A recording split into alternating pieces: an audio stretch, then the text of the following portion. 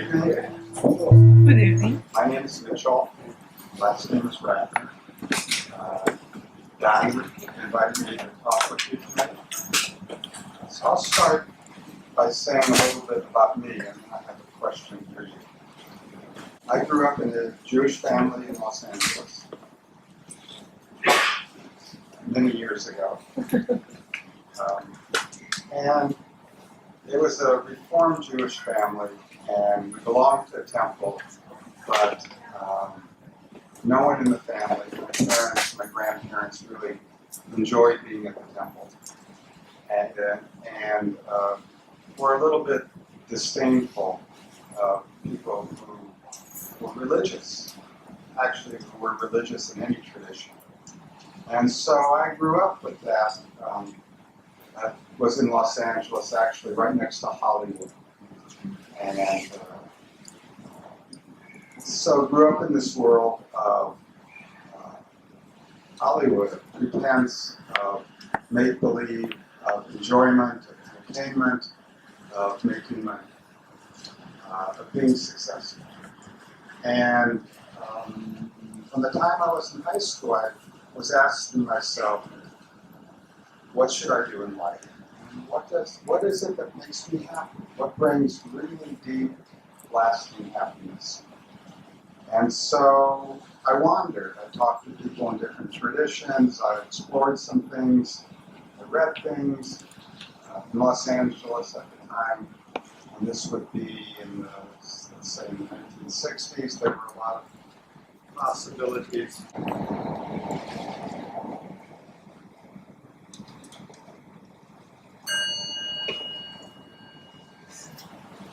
So in college, after college, I explored some traditions, Vedanta, and something was called Self-Realization Fellowship. I took courses in Buddhism, and I got a lot of ideas, and they were interesting, but the ideas did not make me happy.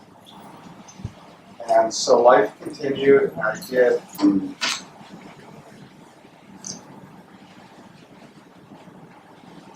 So I had things that were respected in society. I got several degrees, I got a PhD, I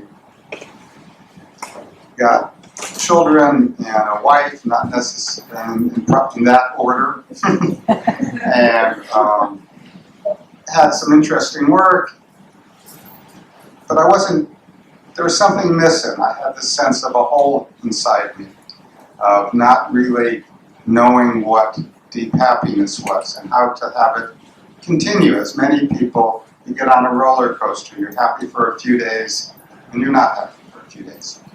And starting in 1989, by chance, I was working in Thailand on a project and had a week free, so I went off to a monastery and learned to meditate. There was a teacher then who's deceased named Ajahn Buddhadasa in Thailand. And I started with him just in a week, and something clicked for me. Something made sense, that throughout my life I had questions and people gave me answers.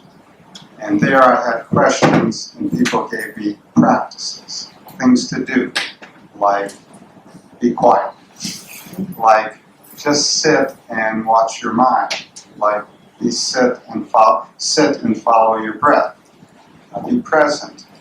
So I came home very excited about learning something new and started looking for teachers and groups near where I was. And a little bit more than a year later, met a teacher named Thich Nhat Hanh, who is quite special. And so I started studying with him. I went off to Plum Village in France for 3 months to learn more, and just started a regular practice and started working with a community and learned a different understanding of what happiness is and what being authentic is, and being present and having a way to relate my life to something larger. So that's what I want to talk about today. So that's my introduction. So I have a question for you, just so I know who I'm talking with. So that, how much experience have you had with meditation and mindfulness? And so you get three answers. One is none, one is some, and the third one is more than some. So none is nobody's ever taught you how to meditate. You've done a little bit of reading, but not a lot. So how many people are in the none category? Okay. Welcome. And how many are, the some category is, I've done some, I've learned to meditate, I like it a little, it hasn't really worked for me, I'm still exploring. That's the some category. Okay, good. And then the more than some is what it is. It's more than the people who just answered some. So raise your hand. Okay, that's a good group. Okay, so I got it. So I'll do something for our newbie and try and catch the people who are have a little bit more experience. Can you hear me clearly? Not talking too fast? So let's talk about what mindfulness is. I'm going to teach you some Sanskrit too.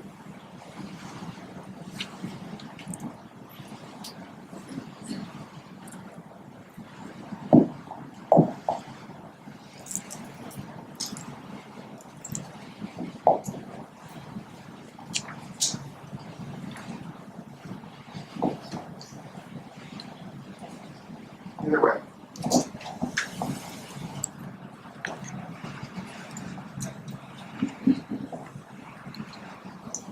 So I think of mindfulness as having three parts to it. And one is present moment awareness, being aware of what's happening right now, this moment, inside me and around me. Present moment awareness. In a sense, that's what we did with the bell. When I asked you to listen to the sound of the bell only exists in the present moment. And you listened to it probably, your mind may have gone wandering off, you brought it back, and you even found that moment when you could no longer hear it, right? So that's called present moment awareness.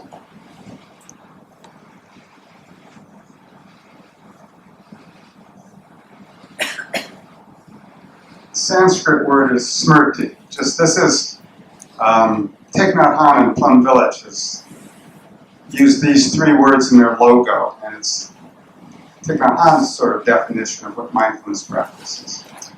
So present moment awareness is like turning the light on, that you're aware of what's going on right now. You're not thinking about where will you go after this talk. You're not thinking about here's what my friend said to me this afternoon and I'm upset. You're thinking, at least when you were listening to the bell, what is going on right now, right?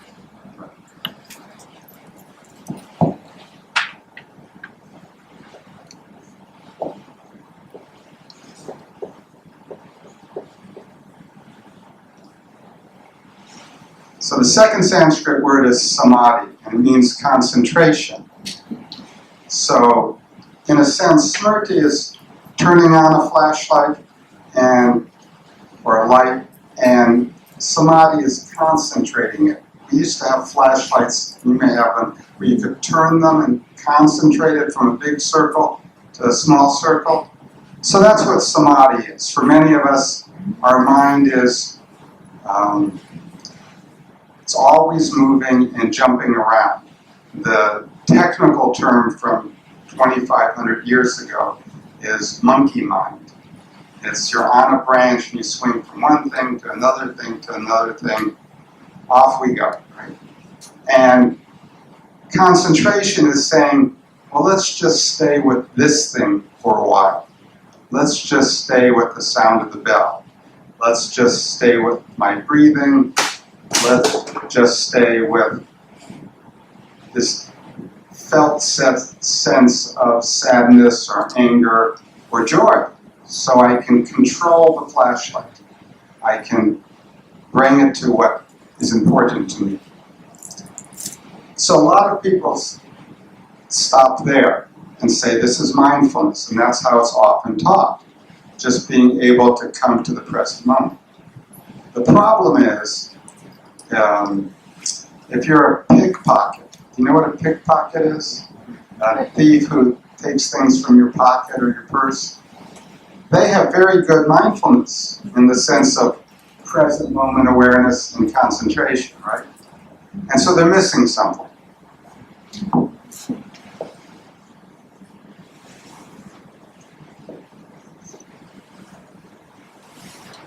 Prajna is wisdom or discernment. And this part of the definition is that as you do this, you know the quality of what you're paying attention to and what's going on inside of you. You know what's helpful and wholesome and leads to happiness, and what tastes good right now, but a half hour from now you won't be feeling so good, right? So that's discernment, knowing, being able to look at things deeply and over time understand what leads to what. And so if I'm angry at my children and I yell at them, it feels good at the moment because I was upset and I got to yell. But each time I do that, it's probably making connection and love a little bit more difficult. And so over time I learned, is there another way?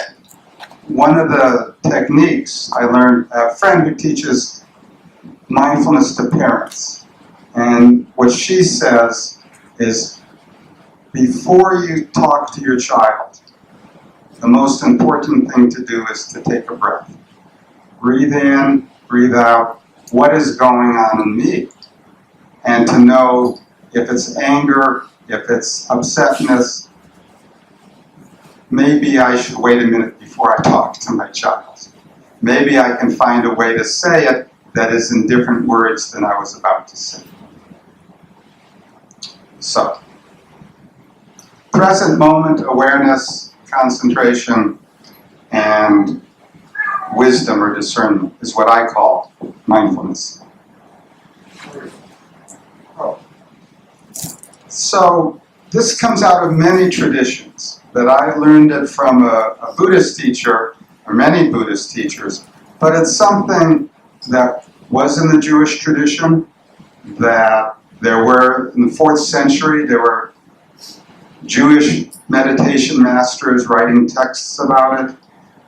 To some extent, it comes from the Hasidic tradition of being out in nature, finding joy, connecting with the world, as opposed to the rabbinical tradition. It comes in the other world religions, even in Islam and the Sufi tradition is very much a tradition of mindfulness. In Christianity, there's the Desert Fathers, the Quakers, many different groups that focused on mindfulness. So it's something we know from all over the world. In the Native American traditions, there were traditions of mindfulness. They didn't care about, they didn't call it that, but it was part of their everyday life. And today what we're finding is that it's helpful, that it helps with physical health. They teach mindfulness in hospitals. It helps with diabetes, high blood pressure, heart disease, skin disease. It just goes on and on. It helps with mental health. It's taken over the mental health profession. They talk about cognitive, used to be cognitive behavioral therapy, CBT, and now it's CBT, mindfulness-based cognitive behavioral therapy, because they realized teaching people how to be mindful, how to calm down, made everything easier. And so any number of studies and different approaches that mindfulness combined with psychotherapy, with therapeutic approaches, gets very good results.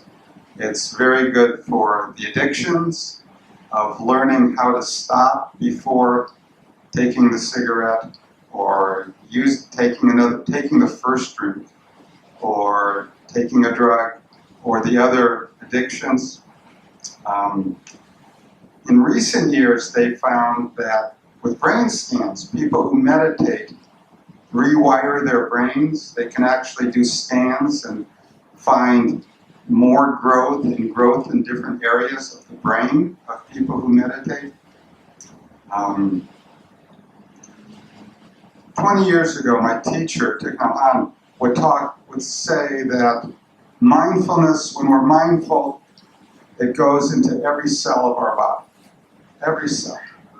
And I thought that was a nice metaphor, but I come from somewhat of a science background, and I said, but that's not provable. I mean, it's a story, right? He's telling me. And then about a year ago, 2 years ago, I started reading that people had started researching this. And you had immunologists and biomedical researchers looking at cells of people who meditate, people who are mindful. And they found that the telomeres at the end of the chromosome, so at the end of the chromosome, of each of our 27 pairs of chromosomes, there's something called a telomere, which is a protective cap. And what we do in life can lengthen or shorten the telomere. And if you shorten it, it leads to early aging, it leads to mental distress, it leads to cancer, and a whole bunch of other problems. If you lengthen it, the opposite. And they found that clearly that something is going on with mindfulness practitioners, with meditators, that is lengthening those telomeres. They also study immunology, that meditators, it's actually very easy to do because they use the flu shot, that if you take one group and teach them meditation and another group and show them movies, and of a larger pool, so you just randomly select to not, people who wanted to learn meditation, you had one group wait for 6 weeks.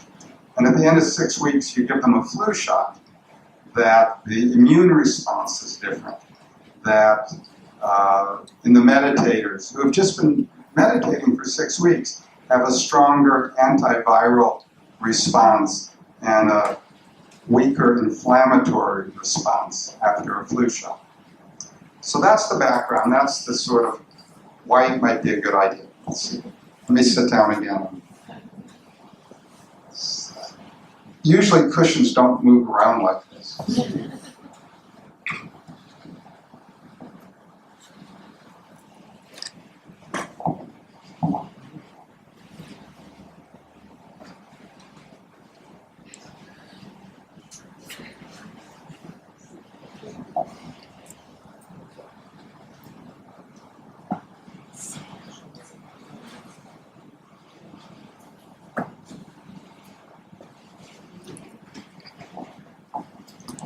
And the final part is the spiritual effects of mindfulness and meditation. That things like joy, happiness, contentment, inner peace, peace in the heart, calm mind, less irritation, those sort of things, tends to come to people who have learned to meditate and stick with it. Because what they've learned to do is bring unity to mind and body. So let's play with it a little bit, and I'll teach you the way I teach it, and see if you enjoy it, and take some questions.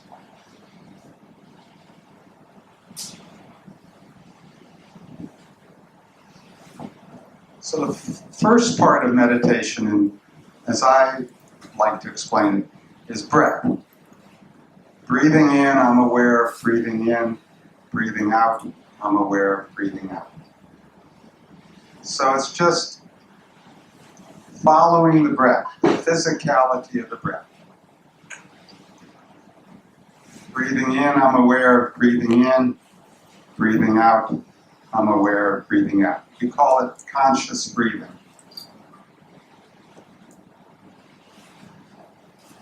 And you don't need to say that whole phrase. You can just say in, out, or you can simply, after a while, just go with the physical sensation.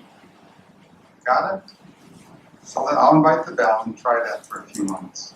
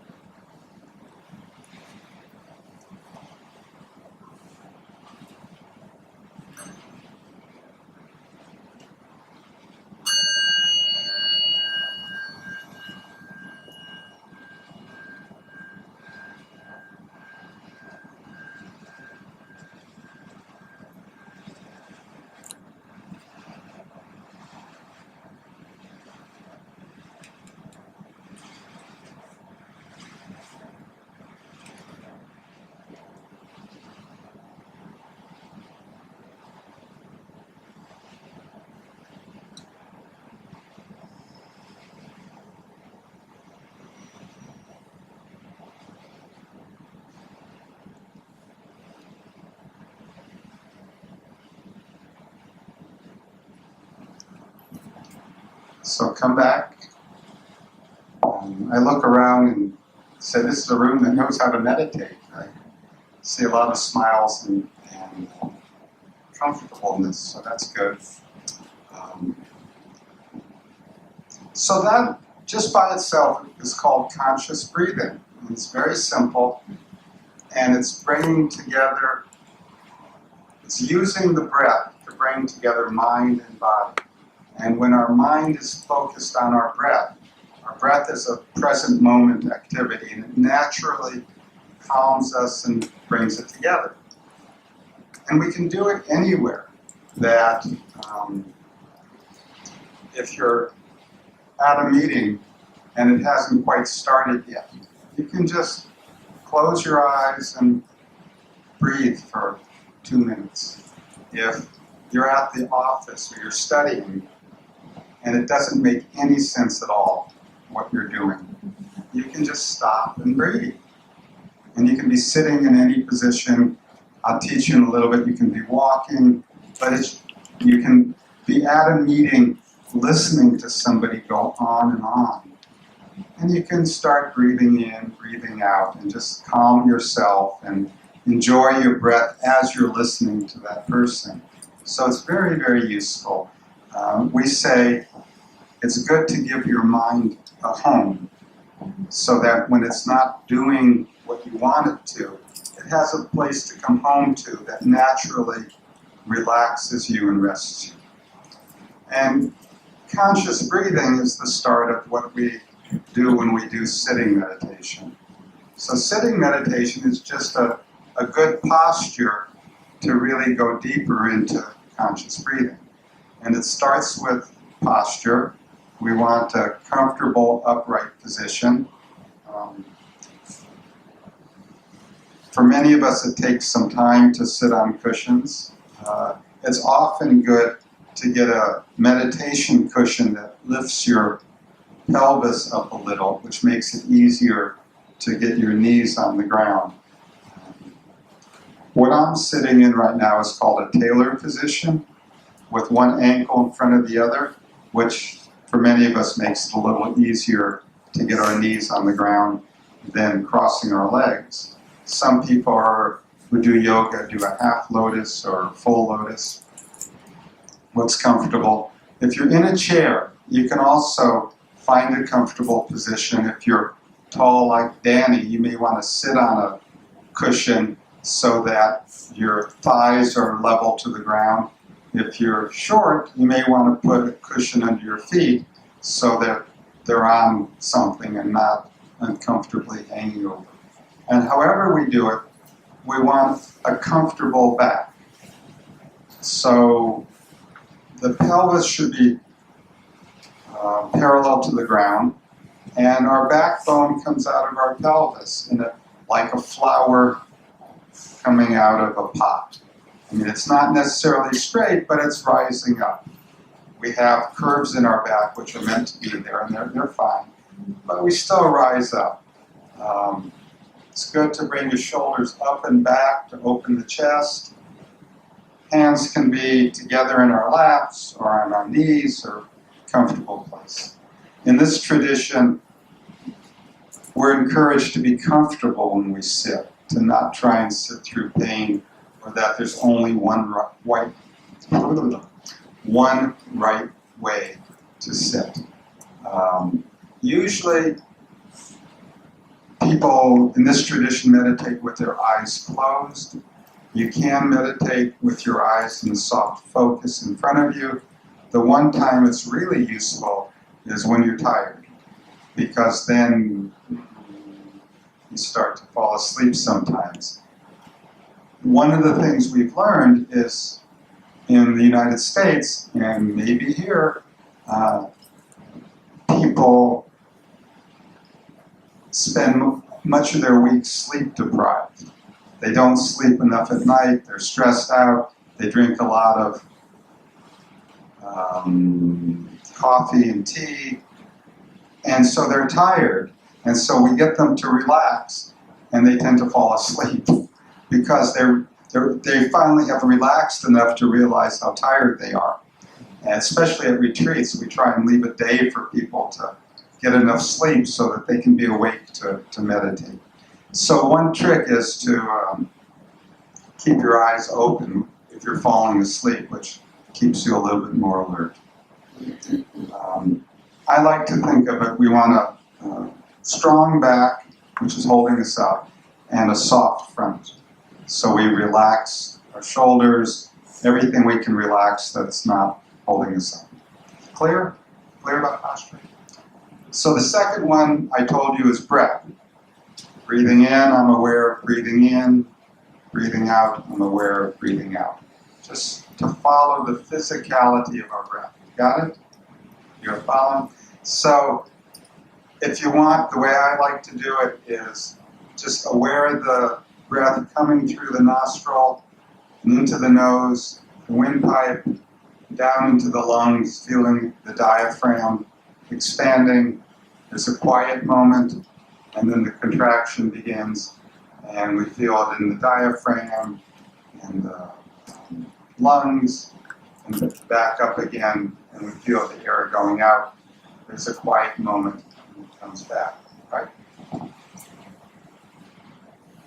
If it makes you happy that way, if you're comfortable with it, fine. I mean, the point is just to be with the breath. And the third part, which is important, is silence. That usually not only do we turn off the radio or the television to meditate, but it's an inner silence. Most of us have a chattering mind. Some of us have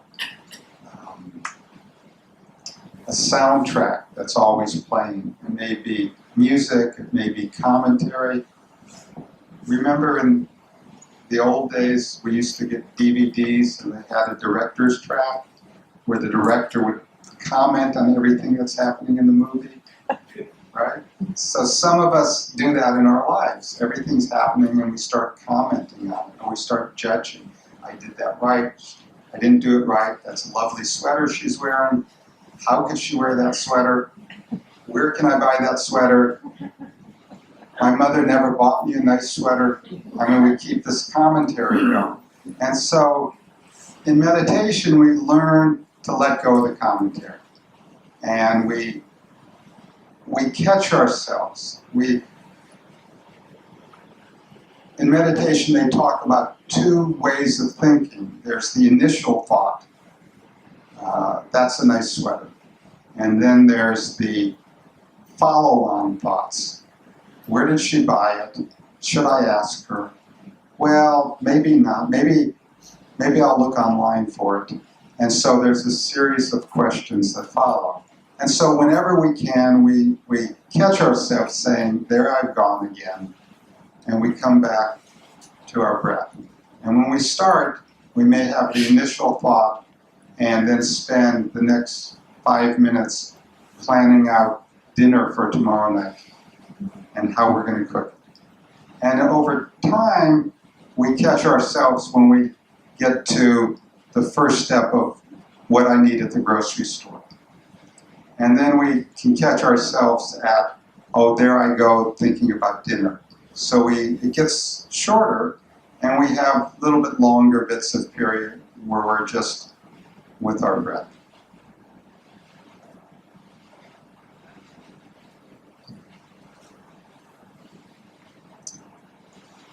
One of the qualities of this inner silence, too, is letting go of judgments of ourselves. I'm doing it right. I'm not doing it right. I did it for 3 breaths. Now I did it for 4 breaths. Good me. I'm terrible at this. Everyone else looks so calm, and I'm just still chattering away. I'll never be good at this. That's all the mind chatter, right? And we just have to bring it back to the breath. Learn to let that go so we can come back. And the mind often doesn't want to let go for 23 years, 45 years. It's been in control. It does whatever it wants, whenever it wants, right? And so we learn, it takes time. It's a new habit, a new pattern.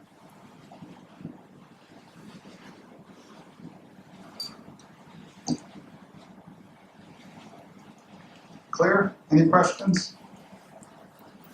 So we start with the breath. Breathing in, I'm aware of breathing in. Breathing out, I'm aware of breathing out. Let's go back into sitting, and then I'll guide you through the next step. Okay.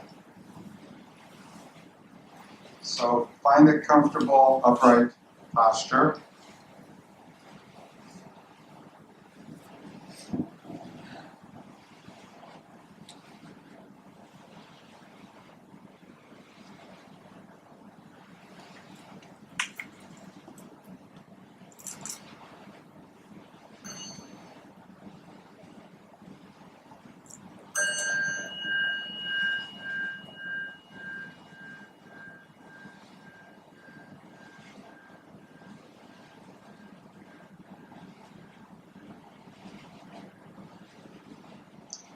Breathing in, I'm aware of breathing in. Breathing out, I'm aware of breathing out. In, out. So just follow your breath for a few moments. Enjoy your breath.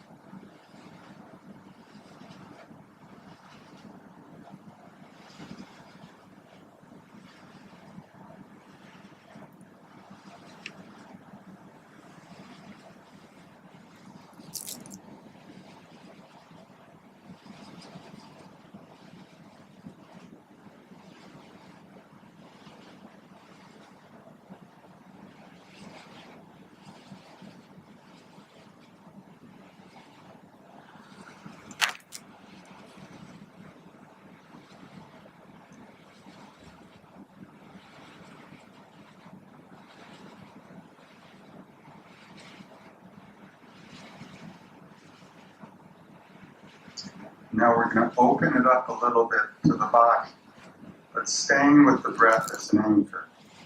So it becomes breathing in, I'm aware of my eyes. Breathing out, I smile to my eyes, or I relax my eyes. In, eyes, out, smile.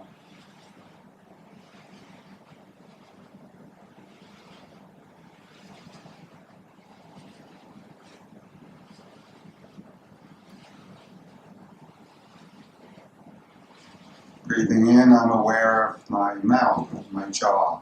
Breathing out, I relax my mouth and my jaw.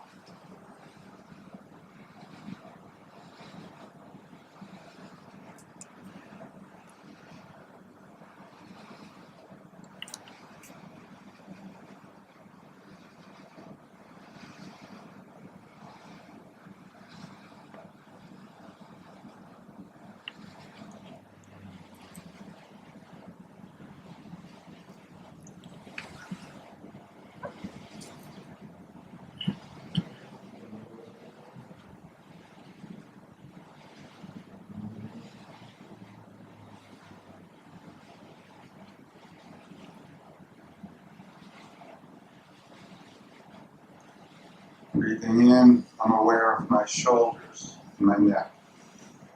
Breathing out, I smile to my shoulders and neck. Relax them if they're contracted from the day's work. Breathing in, shoulders and neck. Breathing out, smile, relax.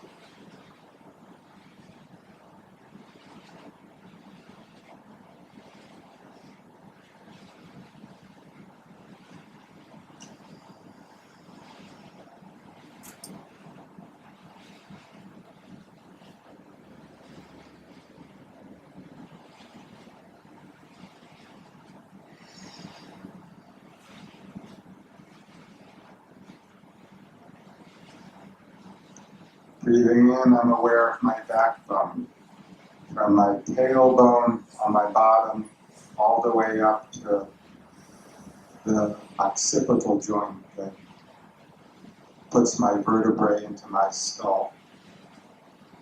Aware of my backbone. Breathing in, I'm aware of my backbone.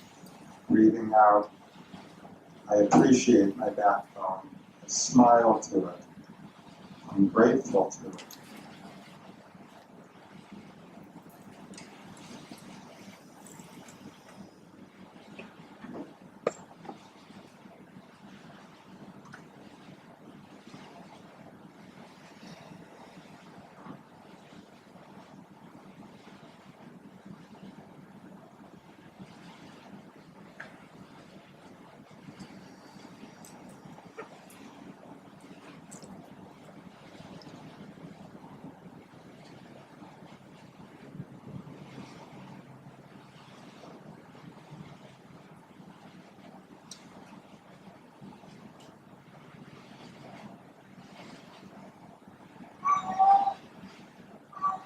Breathing in, I'm aware of my internal organs, the front of my body, my heart, my lung, my stomach, spleen, kidneys, liver. Just noticing those parts. See what you can notice. See if there's pain or contraction. Allow them to relax.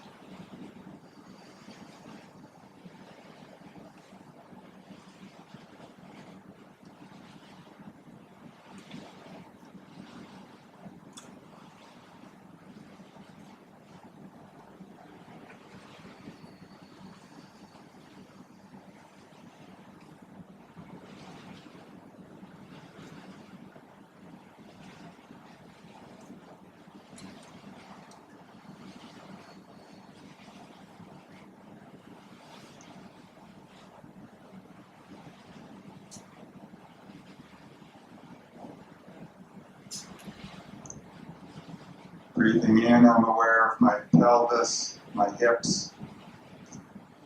Breathing out, I smile to them, appreciate them.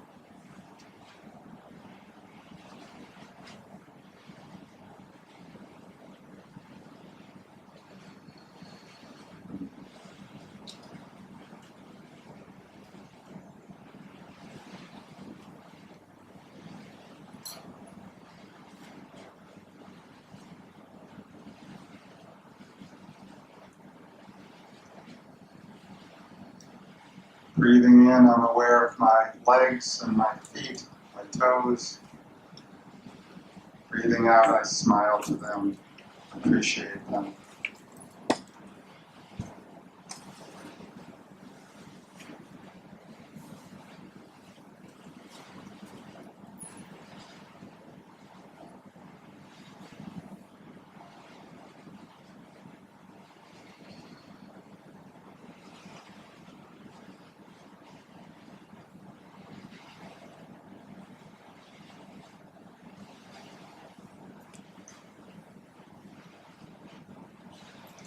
Breathing in, I'm aware of my whole body, from the hair on the top of my head all the way down to my toes. Breathing out, I feel the energy moving through my body, the life energy that's expressing itself in me at this moment.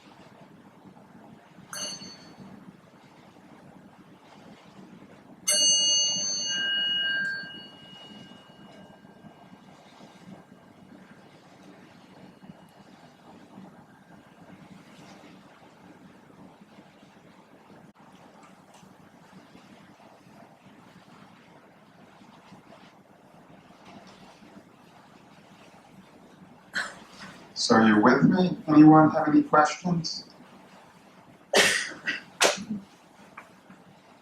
So I have one more, but we're going to do something in the middle. One more sitting meditation. Well, let's do, if you've been on the ground, move your legs a little. We're going to stand up in a minute, so make sure they're not asleep.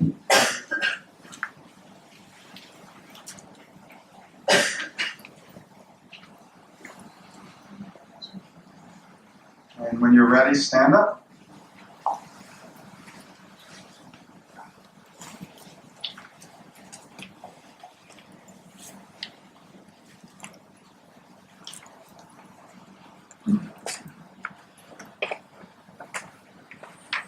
So we can do this sitting down, we can also do it standing up. So put your feet a little bit hips width or a little bit farther and close your eyes. Breathing in, I'm aware of breathing in. Breathing out, I'm aware of breathing out.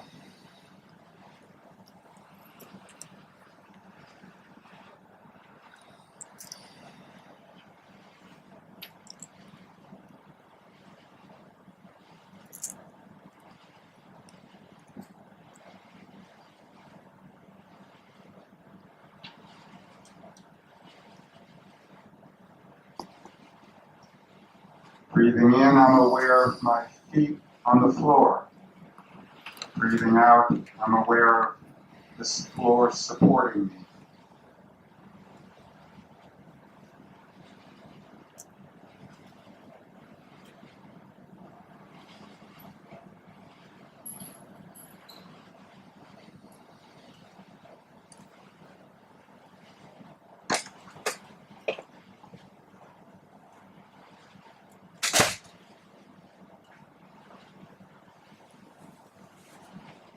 The next time as you breathe in, move your weight to your left foot.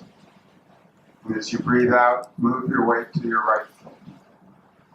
Really, as much of your weight as you can. This is a tricky floor, but you can almost pick up the other foot. You're that weighted on the left foot or the right foot. Breathing in, breathing out. And now aware of the energy moving back and forth, that sense of weightedness, how it moves across your midline.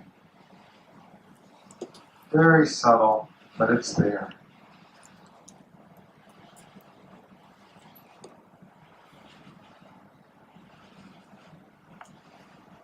Just following your own breath, your own speed.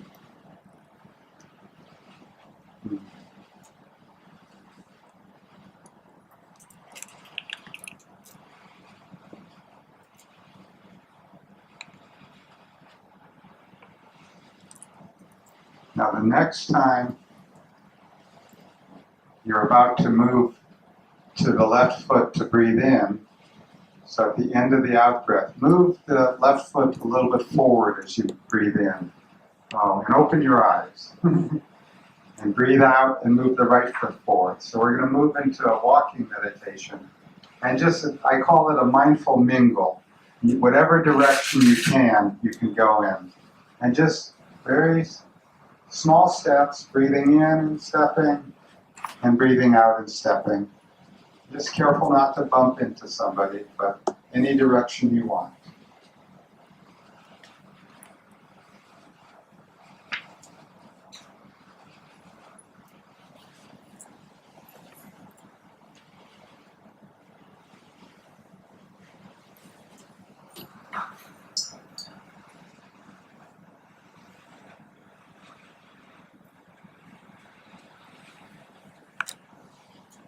Breathing in, breathing out. Like with the sitting, the mind wanders, just bring it back to the breath and the body.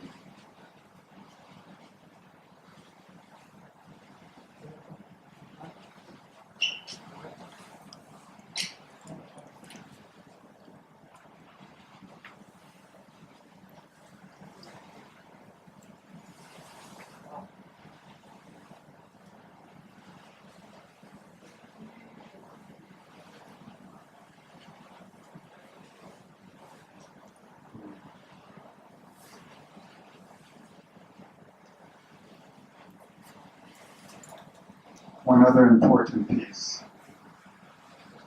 Try to enjoy it. And maybe smile as you're doing it.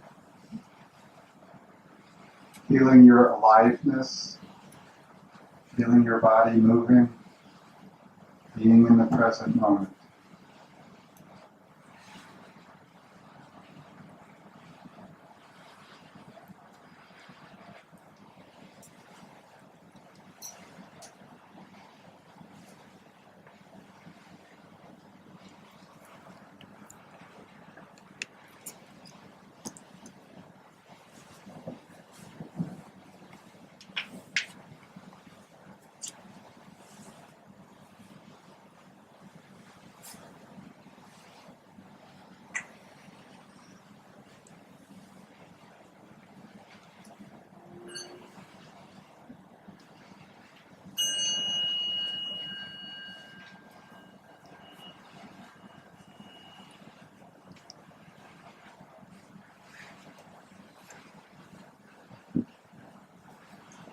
Just stop where you are for a moment and look at me.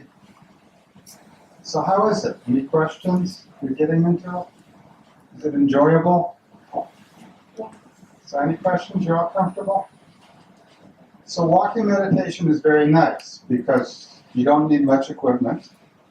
You can, if you have an office or a bedroom, you can always just do it. One place that's wonderful is on stairs, because you can go upstairs slowly and people tend not to mind. And usually in offices today or dormitories, people are in elevators, so the stairs are very quiet. But if you walk down the street like this, people probably will look at you funny, right? I find it works well if you're waiting for a bus at a bus stop. You can do it, and nobody seems to mind. But if you're just walk down the street, so we can do it faster. We can do it 2 breaths, 2 steps to the breath, or 3. You can do mindful jogging, 5 steps to the breath, or whatever it does work for you. So we're going to try an experiment. I've never done it with this many people, but let's try 2 steps. So it becomes breathing in, step, step, breathing out, step, step. And you say, we're going to have to be careful bumping into people, but just try that. Breathing in, step, step, breathing out, step, step.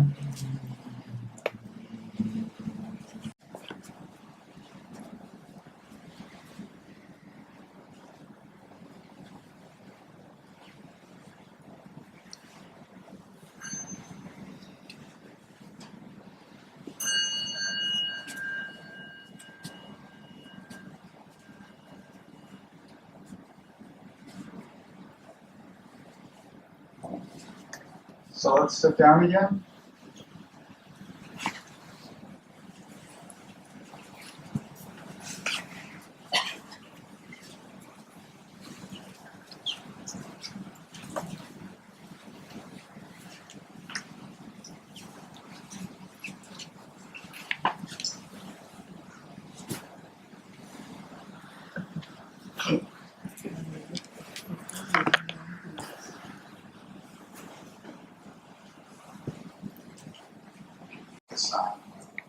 done just the breath and we've done the body, I'll give you one more in the introduction.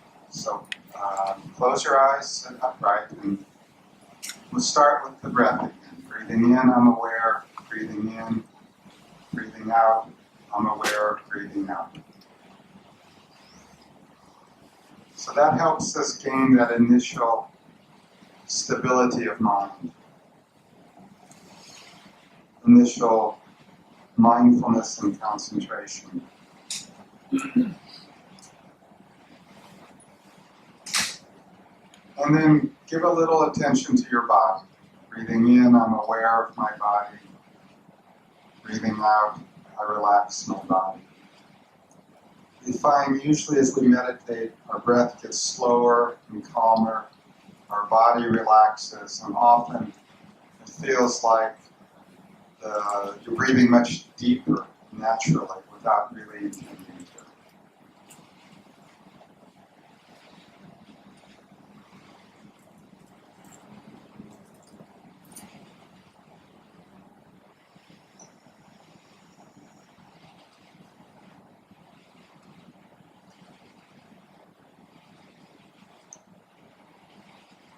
Now we'll turn to our feelings and emotions. Breathing in, I'm aware of my feelings and emotions at this moment. Breathing out, I smile to them. So we let go of the story. It's simply what's alive in us right now. Are we feeling agitated or calm? Are we feeling happy or sad? Angry or loving? And it may change. It may be just right now you're feeling calm and smooth. So that's what you pay attention to.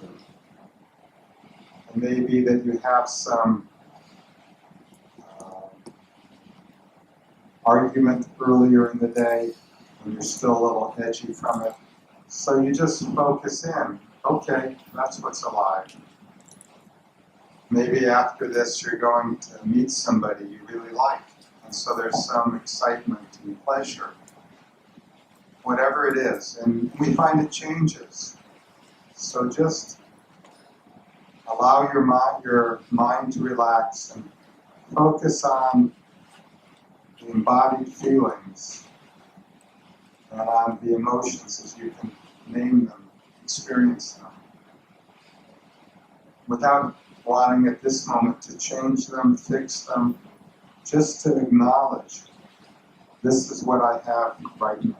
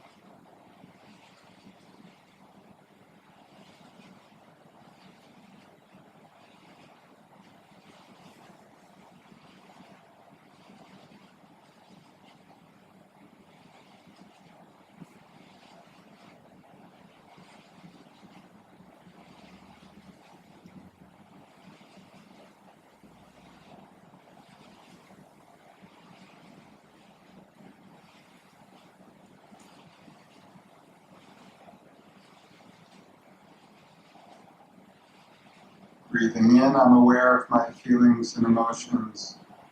Breathing out, I smile to them, whatever they are.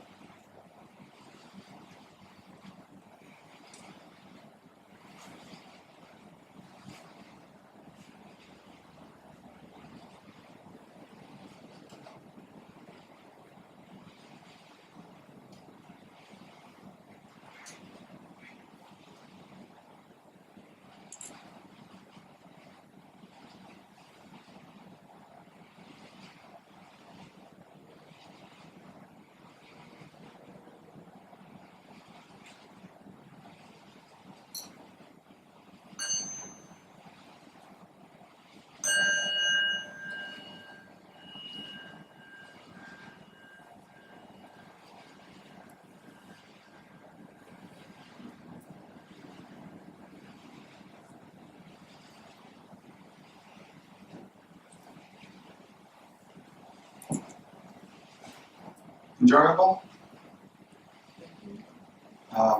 Any questions? When we're looking at our breath or our feelings, so we had to do it verbally, and that was a deep breath, or this is sadness.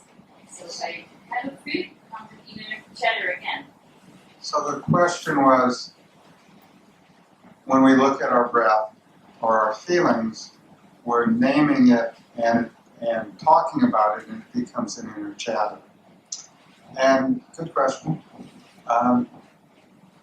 So yes and no. That the idea is that the words get you to it, and then you can let the words go. So it becomes a wordless awareness. So some of the people know this one. This is an index finger, right? Put up your right index finger. Now close your eyes and move your right index finger, and just feel it move.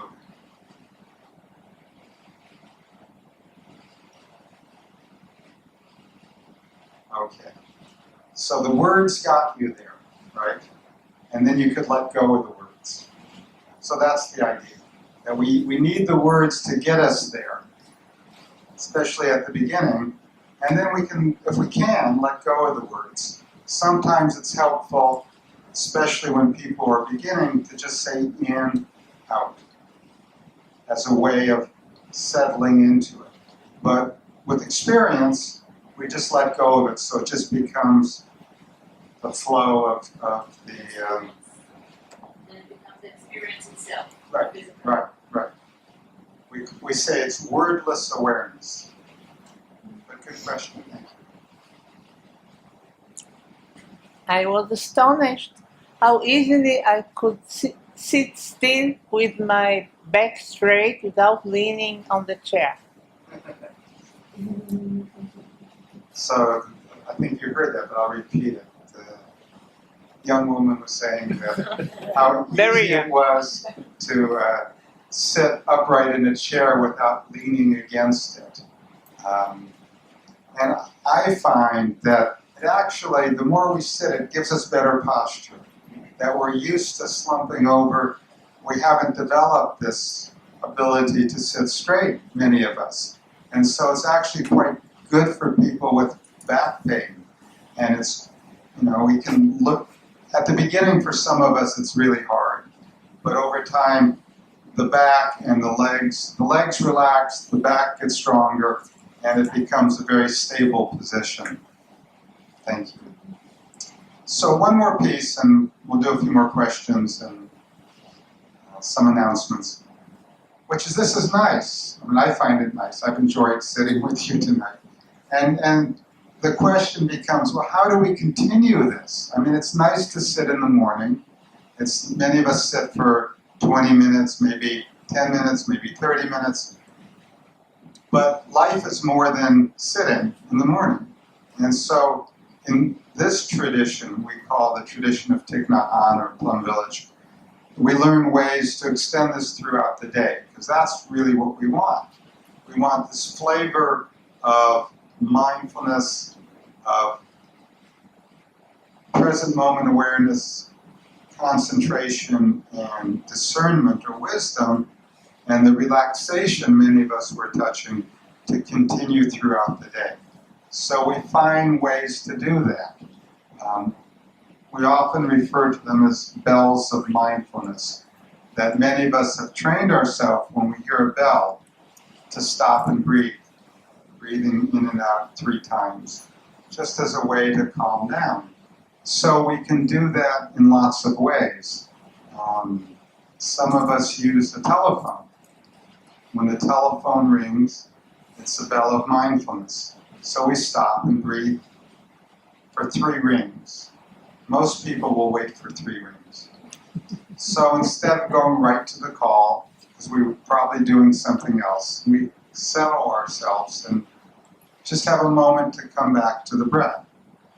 Breathing in, breathing out. And then we pick up the phone. And after a while, our friends, or my friends, know I'm going to wait for 3 breaths. So they get to breathe. Because there's, We don't have any with us. We made some mugs that say breathe on them. So when you drink your tea or your coffee, you literally have a sign in front of you reminding you to breathe. And it took us a while to figure out that it would be good to put them on both sides of the mug. So then, not only does it work for left-handed people, but also the person you're with, if you're somebody, is getting this message to just stop and breathe, or breathe while they're doing it. So that works. At Plum Village, they use chiming clocks, like grandfather clocks type noises that ring every quarter hour, and everybody stops and breathes when they hear the bell. You can get something like that from the internet to put on your computer, and so, or these days on your telephone. Sometimes just a little chime. I have friends who do this at their office, and other people in the office get used to it and have learned to calm down, and people will come up to them and say, "Can you invite that bell again? I need it right now." It's fun. Children often enjoy this, but also enjoy that their parents practice. And so children would say, "Mom, I think it's time for you to meditate a little now." And so you do it. I mean, they're usually right. There's a nice one called red light meditation, that in red lights in the normal world are obstacles preventing us from getting where we want to go, right? We want to get there and we got a red light. But instead, you could turn it around and say, okay, this is the world telling me to breathe for 45 seconds. So you leave your eyes open a little bit, and you turn off the radio, and you just breathe. In, out, smile, breathe. And so you have 45 seconds of breathing in. Some doctors, every time they see a new patient, stop and breathe. You know, maybe as they're going into the door, breathing in, breathing out. I worked with an acupuncturist who, she always put the needle in with the out breath. She learned to do that. So there's any number of ways we can incorporate this into our daily life. And it helps. So instead of having just 20 minutes in the morning or 20 minutes in the morning and the evening, it's like having a string of pearls, a string of jewels. That just for a minute here, a minute there. I taught you walking meditation. So one thing you could do is every time you go to the bathroom is walking meditation. So you use that as a moment to come back. There are a number of teachers that start the class with this. 3 minutes of breathing. And they find that the students like it and more gets done in the class. If everybody stops and calms down a little, becomes aware of where they are and what they're doing, and can just relax. Most of us in modern society don't get these moments to relax. And we've moved from this wonderful human body reaction of stress activation, which was designed when we came up against a lion and we needed to put all our energy into hitting the lion or running real fast. And humans who didn't learn to do that didn't reproduce as much. So we all have that. But in the modern world, it's turned into acute stress, right? So it's something we always have, that worrying about this or that, of how to finish the PhD, of how to pay the bills, of how to make this relationship work, how to find peace with our parents, peace with our children, peace with our neighbors. peace everywhere. I mean, it becomes chronic stress.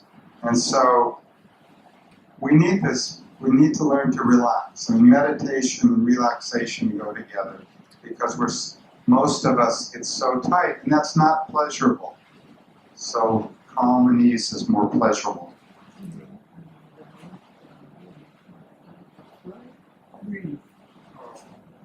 The last thing is that for 2,500 years of this tradition in Asia, the community has been very important. That meditating all by ourselves is helpful, and it's nice to do in the morning, but it's also wonderful to have a community. Many things happen in a community. As you may have experienced tonight, if you meditate in a group, there's often a group energy that carries you. That often at home in our community, people say, oh, I meditate for 10 minutes, I can never meditate, we meditate for 35 minutes when we come together. They say, I can't do that, and we say, try. And they say afterwards, it went so fast, because the group energy carries you. And the other part is that meditation is more than sitting on a cushion. It's how do you bring this attitude to your workplace, to your family, to your everyday life. And there are a lot of issues, complications. How do you do that? How do you do it if the other person doesn't want to be nice to you back? And so having communities where people can talk about this, where people get to know you and can see your shadow, and as a good friend can tell you, you think you're being calm, but other people think you're being angry. And so you learn. So we teach each other in community, and that's really important. So are there any questions? We're almost out. We have some announcements. Comments, questions, objections? I was surprised that you asked if it's enjoyable.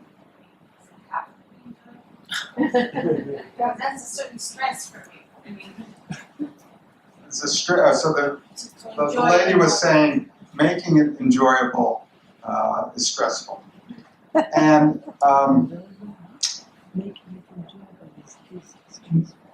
it doesn't have to be enjoyable, but we find if it's not enjoyable, after a while, people stop doing it. And so for me, what it is with the relaxation, with the meditation, I'm opening myself up to the vitality of life. That life is in us and around us, and we're often cut off from it. And being present, being mindful, allows me to feel that vitality. One of my things I realized early is that most of my life until I got to meditation, I've been focused on external validation, meaning you're a good boy, you did it right, here's an A, you get to go to the next school, you get the next reward, yes, she likes me. All that is external validation. When she doesn't like me, I'm feeling miserable. If the boss doesn't like me, my life is a disaster. As opposed to internal validation, which is playing with the cat, seeing a child smile, doing something that feels good to me, taking a walk, and just building up that internal validation. And so for me, I don't want you to stress yourself out about enjoying it, but I find over time, as we get used to it and comfortable and relax into it, a joy naturally arises. So one of the things that is difficult for many people is you can't force this. We have a lot of people, and you probably do too, that whatever they become aware of, they want to control, and they want to be in charge of, and they want it to work according to their schedule. And those people get very frustrated with meditation. And so it's about letting go, relaxing. And if you do that, if you just relax and let go, don't worry about enjoyable, and it may sneak up on you.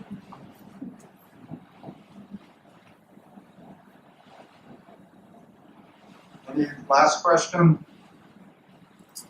What was the sweater you talked about?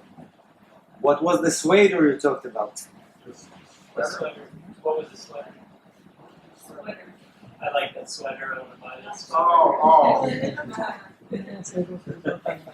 what was the sweater? When I was a teenager, I thought sweaters were important. They may be less important in Israel, but it was important to have nice-looking sweaters in junior high school. So I often think back to that. And then I know people look at clothes so I just mentioned it, but there wasn't a particular sweater in the room I wanted. So I really enjoyed being here. It's a very easy group to be with. It's a little odd to me to be in Israel talking in English and to seeing all these smiling, healthy faces. So it's been quite a pleasure. You made it through. We have a gift for you. Carlos, are they outside or here? Why don't you bring them in and pass them out? We have a postcard from our community that really summarizes all of this in 6 words. It's you'll see it in a minute when we bring them in, but it's a possibilities. We have one idea, it's all your fault, and I'm going to get back to you for it. And when we're calm and peaceful, we can maybe say, well, maybe I had something to do with it too. And maybe we can talk about this, or maybe we can change how we do things so I don't get angry anymore. And if we have a peaceful world, it's easier to be calm. And so our peace helps to be more peaceful. If we create a zone of peace in our schools, in our family, in our work, it helps everybody there to be more peaceful.